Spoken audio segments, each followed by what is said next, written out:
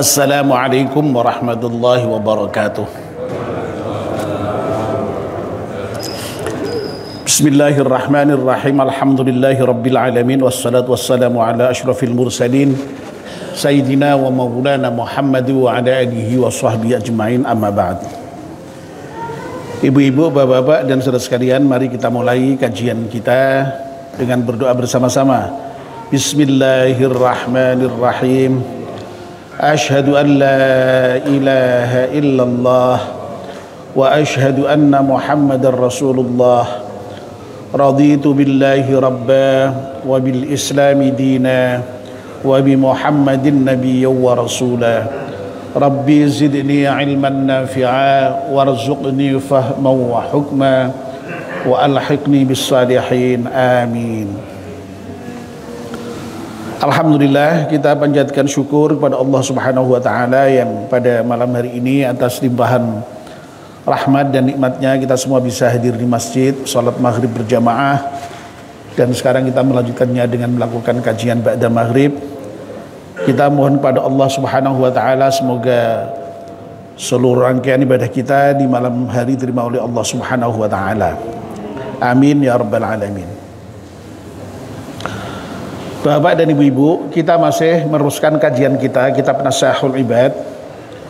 Namun sebelum kita teruskan, mari kita membaca surat Al-Fatihah sekali untuk pengarang kitab Nashahul Ibad ini, dengan iringan doa semoga kitab yang kita baca ini bermanfaat untuk kita semuanya. Ala hadiniyah Al-Fatihah. A'udzu billahi minasyaitonir rajim. Bismillahirrahmanirrahim. Alhamdulillahi rabbil alamin arrahmanir rahim maliki yaumiddin. Iyyaka na'budu wa iyyaka nasta'in. Ihdinas siratal mustaqim. Shiratal ladzina an'amta 'alaihim ghairil maghdubi 'alaihim waladdallin. Amin. Bapak dan ibu-ibu, kita masih membahas bab thulathi maqalah yang ke-44. Maqalah yang ke-44 dari bab thulathi ini merupakan maqalah dari sebagian hukama, ahli hikmah, yang menyatakan bahwa thamratul ma'rifati, buah dari ma'rifat, thalathu khisalin, ada 3 hal. Yang pertama, al-haya'u minallahi ta'ala, malu dengan Allah Subhanahu wa taala. Yang kedua, al-hubbu fillah, mencintai Allah, cinta karena Allah.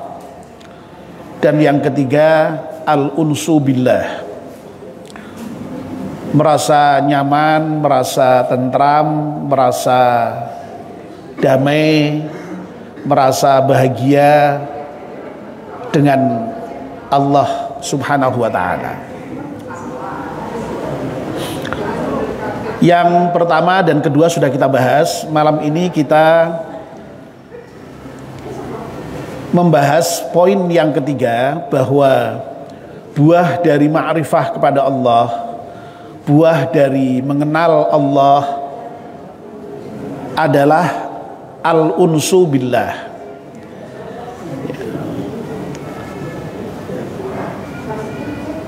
Al-unsu itu kalau di pesantren sering diterjemahkan dengan aring. Aring itu ya malah lebih asing dari bahasa bahasa Arabnya malahnya. Aring itu kalau bahasa Indonesianya itu yang merasa nyaman, merasa tentram, merasa damai, merasa senang bersama Allah, ya. Nah, apa itu yang dimaksud dengan al-unsu billah itu? Wahua, yang dimaksud dengan al-unsu billah as-sahhu billahi ta'ala, ya, yakni sadar akan Allah Subhanahu wa ta'ala. Jadi orang yang merasa nyaman kepada Allah itu merasa nyaman dengan Allah, merasa tenang dengan Allah, merasa aman dengan Allah itu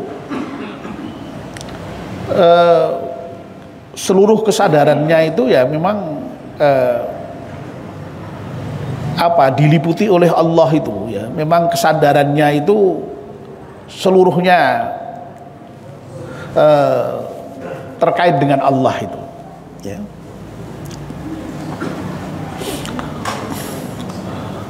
Fakullu mustanisin, dan setiap orang yang tadi merasa nyaman dengan Allah, merasa tentram dengan Allah ya, merasa damai dengan Allah, merasa intim ya dengan Allah, salihun, itu bagus, itu saleh ya.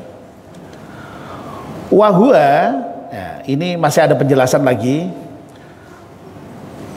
Yang dimaksud dengan tadi ya, al-unsu billah itu, atau orang yang kemudian merasa nyaman, merasa tentram bersama Allah tadi itu, atharu musyahadati jamali hadratillahi ta'ala fil qalbi ya. Jadi yang namanya orang itu ketika punya perasaan nyaman bersama Allah, orang punya perasaan tentram bersama dengan Allah, orang merasa senang ya bersama dengan Allah, itu merupakan athar ya. Athar itu labet itu kalau dalam bahasa Indonesianya ya pengaruh ya, pengaruh atau akibat dari musyahadati jamali hadratillahi ta'ala, penyaksian terhadap sifat keagungan dan keindahan Allah subhanahu wa ta'ala fil qalbi, di dalam hatinya ya. Jadi orang itu bisa punya rasa tentram, rasa nyaman, rasa damai bersama Allah itu kalau dia bisa makrifat kepada Allah, mengenal Allah, bahkan sampai pada level bisa menyaksikan sifat-sifat keagungan dan keindahan Allah subhanahu wa ta'ala di dalam hatinya ya. Nah, Bapak dan Ibu-ibu yang dimuliakan Allah Subhanahu wa taala ya. Nah, ini buah yang ketiga dari ma'rifat kepada Allah. Buah yang ketiga dari ketika seseorang itu bisa mengenal Allah, memahami Allah dengan sebaik-baiknya itu. Saya ingatkan kembali ya, buah ma'rifat yang pertama itu malu kepada Allah. Jadi orang itu kalau mengenal Allah dengan baik, dengan betul, dia pasti malu kepada Allah. Karena apa? Karena dia tahu persis bahwa Allah itu maha menyaksikan ya, segala apa yang kita lakukan. Sehingga ya karena kita merasa diawasi oleh Allah, itu pasti punya malu kita dengan Allah untuk berbuat maksiat itu. Bagaimana kita bermaksiat wong kita dilihat Allah ya, dan ujung-ujungnya nanti kalau kita dilihat Allah ya nanti kita akan dimintai pertanggungjawab oleh Allah. Sehingga sekali lagi orang yang makrifat kepada Allah itu buahnya adalah sifat malu kepada Allah tadi itu ya. Jadi meskipun toh tidak dilihat oleh orang lain ya, tapi dia merasa dilihat oleh Allah sehingga dia tidak mau berbuat maksiat sekecil apapun di hadapan Allah itu, karena dia sadar nanti akan dimintai pertanggungjawab oleh Allah Subhanahu wa taala. Itu yang pertama ya. Makanya yang namanya malu itu dinyatakan Nabi sebagai bagian dari iman ya. Lalu buah yang kedua kemarin baru saja kita sampaikan adalah al-hubbu fillah, mencintai Allah ya. Orang kalau mengenal Allah itu dengan benar, dengan baik ya, ma'rifat kepada Allah, itu pasti juga akan mencintai Allah ya.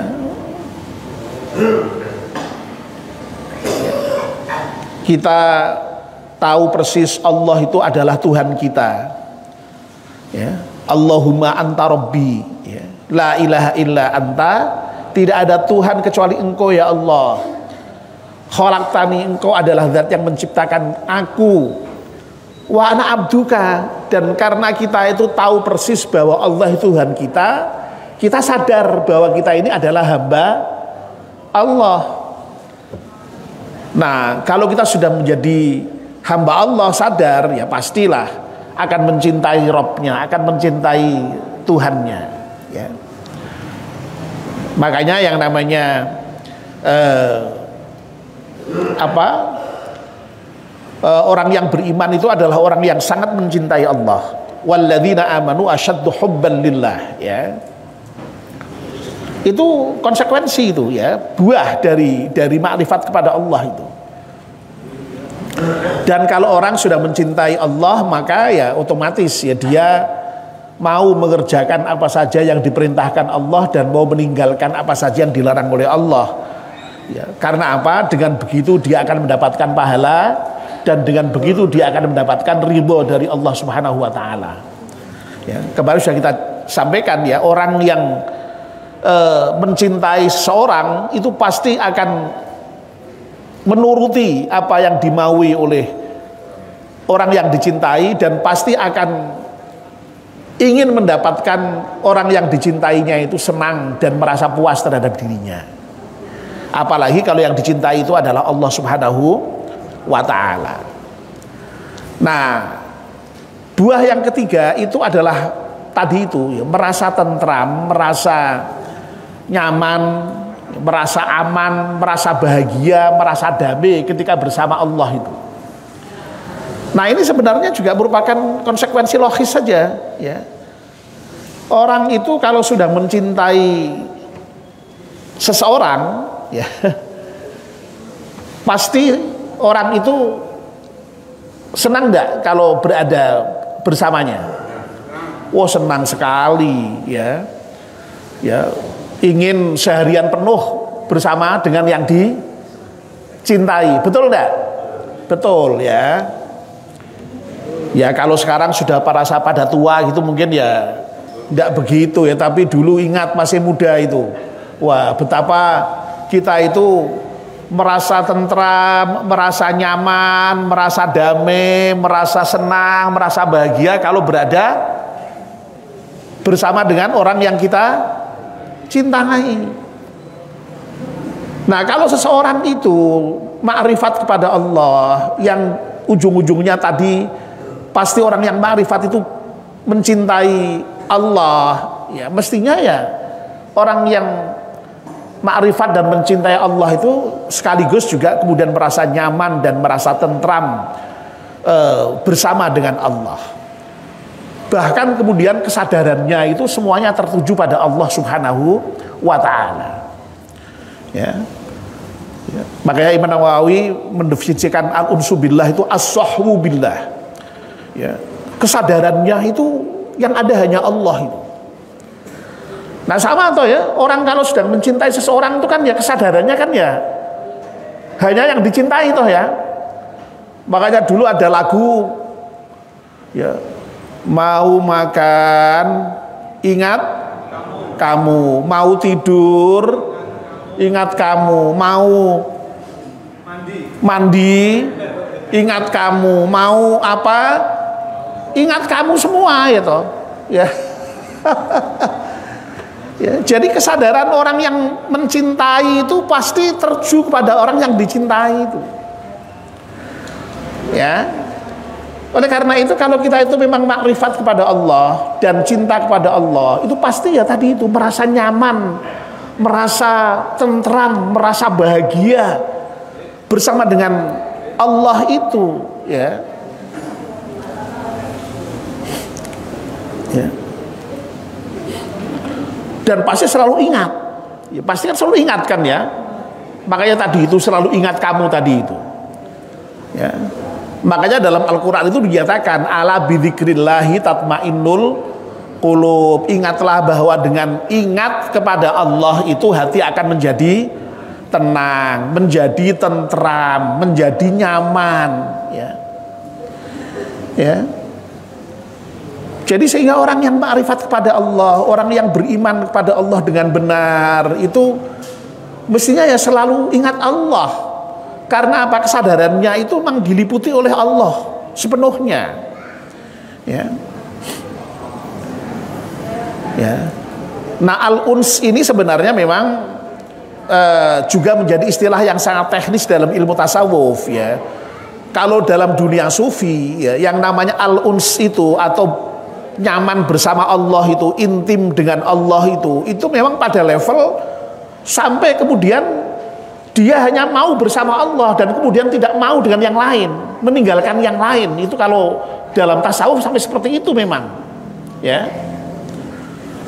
Jadi orang-orang sufi itu kan makanya tidak mau itu bergaul dengan orang lain. Dia hanya mau bersama Allah. Hatinya hanya untuk Allah, tidak untuk yang lain. Itu orang sufi, ya. Ya. Nah, kita ini memaknai al-uns tidak sampai pada level itu, ya. Minimal itu ya dalam praktek kita sehari-hari itu bagaimana kita memaknai nyaman bersama Allah itu tadi itu. Ya minimal ya tadi, ya, dengan zikir itu.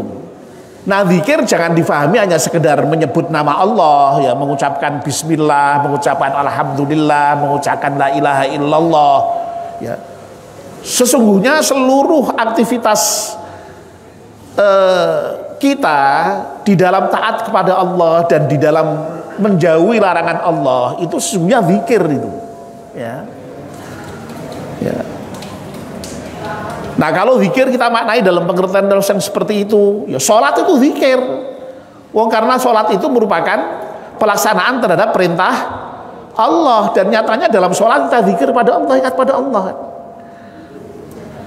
Nah, makanya kalau kita itu betul-betul ma'rifat pada Allah, makanya mestinya orang yang ma'rifat pada Allah, ya, yang kenal betul dengan Allah bahwa Allah itu adalah Tuhannya. Loh, dia merasa senang itu sholat itu, merasa nyaman itu. Karena dengan sholat itu dia bisa bersama dengan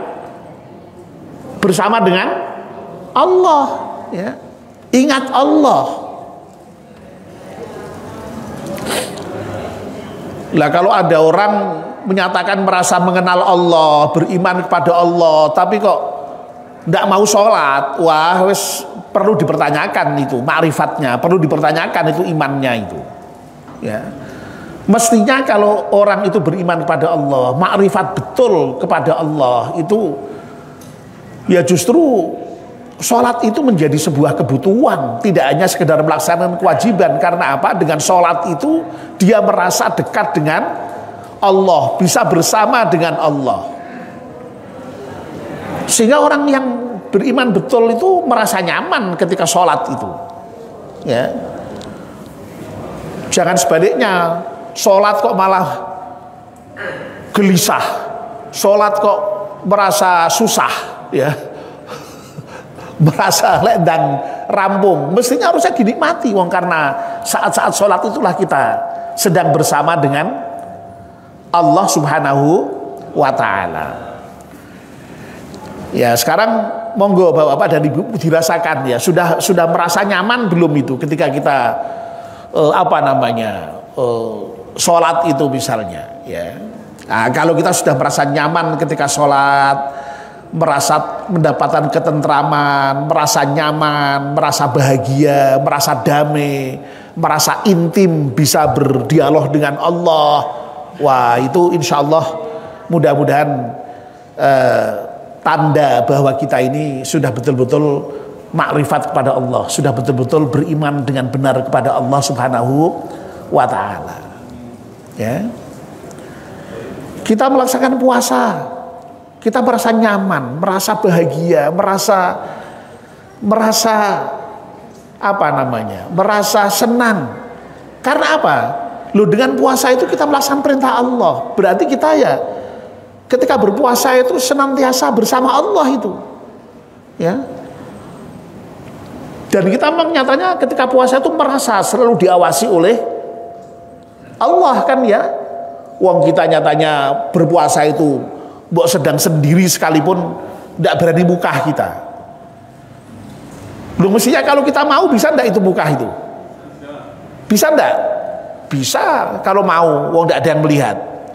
Tapi kita yakin bahwa kita dilihat oleh Allah sehingga tidak mau kita. Ya. Jadi merasa nyaman orang-orang ya. Ketika bisa berbuat baik, nyaman kita. Karena itu kita sedang bersama dengan Allah, melaksanakan perintah Allah. Ya. Ya, bisa membantu orang yang membutuhkan, menjenguk orang sakit, ya, memenuhi undangan kawan, memenuhi undangan saudara, itu semua adalah dalam rangka melaksanakan perintah Allah, dan itu kita berarti sedang membersamai Allah. Dan kalau kita itu merasa nyaman dengan itu semua, merasa bahagia dengan itu semua, itu insya Allah berarti makrifat kita kepada Allah sudah benar, ya. Itu. Jadi sekali lagi, masya Allah ya, orang yang mengenal Allah, ya, makrifat kepada Allah itu, ya pasti akan melahirkan sifat tadi itu, tentram tadi itu, ya. Ya. Coba misalnya kalau kita mengenal sifat-sifat Allah yang ada dalam ayat kursi saja misalnya, ya. Padahal sifat Allah itu kan banyak sekali, ya. Baru mengenal yang ada dalam kursi aja itu bisa bikin tenang kok. Bisa bikin nyaman kita kok. Coba ayat kursi itu apa bunyinya? Allahu la ilaha illa huwal hayyul qayyum. Ya. Allahu la ilaha illa huwa, baca kalau betul. Allahu la ilaha illa huwa al hayyul qayyum. La ta'khudhuhu sinatu wa la naum, lahu ma fis samawati wa ma fil ard, man dzal ladzi yashfa'u 'indahu illa bi idnihi, ya'lamu ma baina aydihim wa ma khalfahum wa la yuhituna bi syai'in min ilmihi illa bima syaa, wasi'a kursiyyuhu samawati wal arda wa la ya'uduhu hifdhuhuma wal 'aliyyul 'azim. Itu ayat kursi itu. Loh, itu kan ayat yang menceritakan mengenai sifat-sifat Allah. Loh, kalau kita itu makrifat dengan sifat-sifat Allah itu, mengenal sifat-sifat Allah itu, mengenal asma-asma Allah itu, wow, itu sudah menjadikan kita tenang itu. Coba misalnya ya, kita mengenal bahwa Allahu la ilaha illahu, Allah itu zat yang tiada Tuhan kecuali Dia. Ya. Apa sifat Allah itu? Al-Hayyu. Allah itu maha hidup. Ya. Jadi Allah itu maha hidup, selamanya hidup, tidak pernah mati. Ya. Nah, coba misalnya Tuhan kok bisa mati, itu piye gitu loh, ya. Ya. Ya. Sama sekali pusing kita kan sebagai hamba lu. Tuhan kok bisa mati? Lah terus sing ngurusi sapa terusan? Kan begitu kan pertanyaannya itu. Tuhan kita Tuhan yang tidak pernah mati, maha hidup selamanya. Ya. Al-Qayyum yang selalu mengurusi makhluknya. Jadi Allah itu maha selalu mengurusi makhluknya, tidak pernah berhenti mengurusi makhluknya. Lu keren kan Tuhan kita itu, ya. Jangan dikira kita ini pernah ditinggal Allah, tidak pernah, selalu diurusi kita itu, ya. Diurusi oleh Allah kita itu. Ya. La ta'khudhu sinatu wa la naum, Tuhan tidak pernah ngantuk, apalagi tidur. Ngantuk aja tidak pernah, apalagi tidur. Apalagi capek. Coba misalnya Tuhan kok ngantuk, ya. Lah kalau ngantuk terus sing ngurusi umatnya so makhluknya sapa, ya. Tuhan kok tidur, nah terus sing ngurusi sapa, ya. Jadi masya Allah Tuhan itu luar biasa, keren ya Tuhan umat Islam itu, ya. Ya. Loh, dengan begitu membuat kita tenang kan, ya. Kalau kita sudah yakin betul bahwa Tuhan itu ternyata maha hidup, Tuhan itu ternyata selalu mengurusi kita, Tuhan itu tidak pernah ngantuk, tidak pernah tidur, ya. Miliknya semuanya ada di langit dan ada di bumi, kita tinggal minta, ya. Loh, itu membuat kita nyaman itu sebagai makhluknya, sebagai hambanya itu, tentram kita karena punya Tuhan yang hebat seperti itu. Jadi intinya sekali lagi, Masya Allah ya, kalau kita itu betul-betul ma'rifat kepada Allah, betul-betul memahami Allah itu dengan benar, dengan baik, ya pasti kita punya sifat al-uns billah, punya perasaan nyaman, punya perasaan tentram, punya perasaan damai, punya perasaan bahagia, punya perasaan intim bersama dengan Allah Subhanahu wa ta'ala. Ya. Nah, sekarang ya tentu saja mari ya untuk membuktikan bahwa kita itu ma'rifat kepada Allah itu, ya mari kita tingkatkan sifat al-unsu billah kita itu, ya merasa bahagia, merasa tentram, merasa senang bersama Allah tadi itu. Ya. Jadi sekali lagi ya, kalau pada level tasawuf itu memang kalau para sufi mencapai tingkat al-uns itu memang sampai pada level dia hanya mau bersama Allah, sehingga meninggalkan yang lain, meninggalkan makhluk, tidak mau itu berhubungan dengan orang lain itu. Ya. Karena tidak ada artinya bagi orang yang sudah pada level sufi itu berhubungan dengan makhluk itu. Nah, tentu saja kita tidak sampai pada level itulah. Ya, kita yang masih berhubungan dengan orang lain, masih berhubungan dengan pekerjaan kita, berhubungan dengan istri kita, berhubungan dengan anak kita, berhubungan dengan tetangga kita masih bersama dengan orang lain. Tapi setidak-tidaknya kita sekali lagi ya merasa bahagia ketika bersama dengan Allah itu. Dan tentunya mestinya kita ya menyempatkan ya waktu-waktu khusus lah untuk bersama Allah itu. Ya seperti sholat ini waktu yang kita gunakan secara khusus untuk berdialog dengan Allah. Nah, lebih khusus lagi tentu saja ya semoga kita bisa menyempatkan waktu untuk bermunajat kepada Allah sendirian. Ya ada bahasa teknis yang disebut dengan kholwat. Kholwat itu menyendiri, memang menyendiri untuk bersama Allah tadi itu. Ya tidak terus menerus, ya minimal saat-saat tertentu, ya minimal tengah malam ya kita bangun ya, kita lalu berdekat-dekat dengan Allah, supaya merasa nyaman betul dengan Allah, supaya merasa intim dengan Allah, dekat dengan Allah ya, sementara yang lain kita tinggalkan dulu. Nah, begitu kira-kira itu minimal seperti itulah ya. Jadi aplikasi dalam kehidupan kita sehari-hari, tidak harus mencontoh katakanlah apa yang lakukan oleh para sufi yang sampai betul-betul tadi meninggalkan yang lain supaya betul-betul bisa berdekatan dengan Allah tadi itu ya. Saya kira itu.